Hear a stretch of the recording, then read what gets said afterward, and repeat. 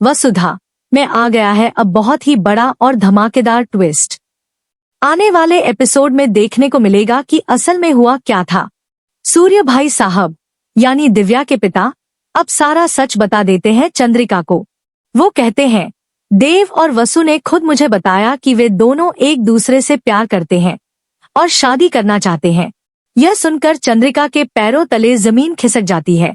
वो तुरंत सबको हॉल में बुलाती है, देव, वसुधा और पूरा परिवार।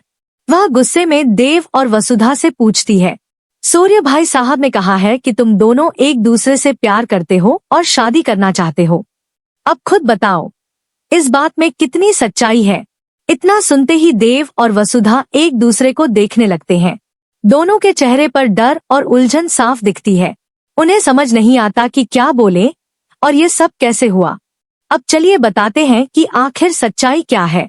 जब देव वसुधा को लेकर गाड़ी में कहीं दूर जा रहा था, तभी कुछ गुंडे उन पर हमला कर देते हैं।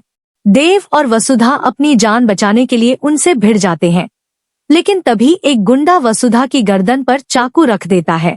इसी वक्त वहां दिव्या के पापा यानी सूर्य भाई साहब की एंट्री होती है। वो बहादुरी से उन गुंडों को मारकर भगा देते हैं और देव वसु की जान बचाते हैं।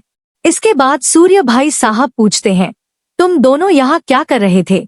तब देव सच्चाई बता देता है, हम घर से भाग रहे थे क्योंकि चंद्रिका हमारे प्यार को कभी एक्सेप्ट नहीं करेंगी। यह सुनकर सूर्य भाई साहब हैरान रह जाते हैं। वो कहते हैं, तो मतलब यही वजह थी कि तुम्हारी शादी फिक्स हो रही है और तुम दोनों घर छोड़ आए।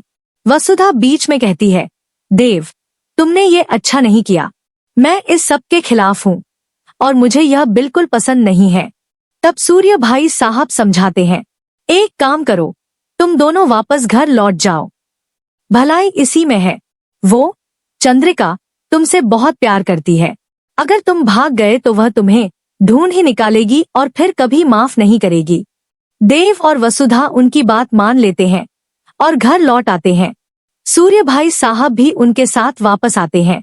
घर पहुंचते ही चंद्रिका गुस्से में पूछती है, कहाँ गए थे तुम दोनों? तभी पीछे से आवाज आती है, उन्हें मैं लेकर गया था। और यह कहते हुए प्रवेश करते हैं दिव्या के पापा सूर्य भाई साहब। वो कहते हैं, मैं इन्हें अपने साथ ले गया था। ये दोनों शादी की बात करने आए थे।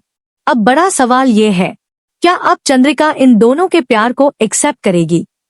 क्या देव और वसुधा सबके सामने सच्चाई बता पाएंगे या फिर एक बार फिर झूठ बोलकर इस रिश्ते को छुपाने की कोशिश करेंगे? आपको क्या लगता है दोस्तों?